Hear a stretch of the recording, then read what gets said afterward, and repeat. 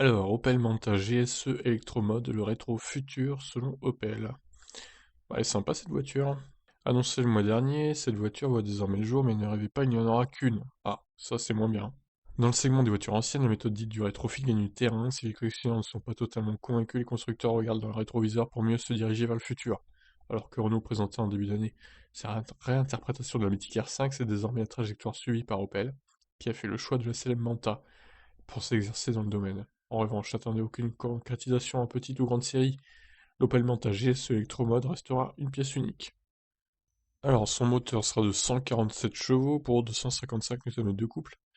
Ce couple électrique peut se déplacer par l'intermédiaire de sa boîte mécanique d'origine à 4 rapports à fonctionnement automatique, comme n'importe quelle voiture électrique est aussi prévu.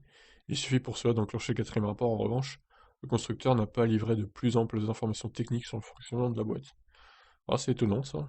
Batterie de 35 kWh, autonomie de 200 km. Alors, on continue. Ces voitures ne se contentent pas seulement d'effectuer une transition énergétique, elles suivent aussi le mouvement du resto mode venu des États-Unis, qui consiste à moderniser dans les moindres détails une voiture de collection.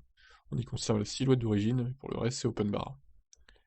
Alors là, à l'intérieur, du coup, sympathique. Le volant fait un peu voiture de course, hein, quand même. Coupé allemand adopte désormais la calandre Visor, elle-même inspirée par l'Opel Manta originelle pour la Mocha E. La boucle est bouclée, mais l'équipement est désormais numérique et peut afficher des messages avec son environnement. Le digital s'invite aussi à bord avec l'apparition de l'Opel Pure Panel, le large écran numérique et tactile que l'on retrouve sur le Mocha, avec deux dalles de 10 et 12 pouces. L'installation cohabite ici avec un volant traditionnel habillé d'un repère point milieu. Pour l'heure, Opel n'envisage aucune concrétisation pour cette étude de style, ni même le développement d'un groupe électrique clé en main pour quiconque voudra électrifier son Opel Manta de collection. Bon, bah voilà.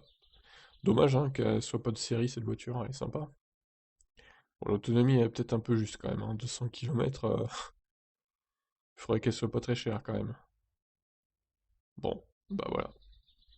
Je vous laisse réagir sur ce modèle électrique qui sera unique. Ciao.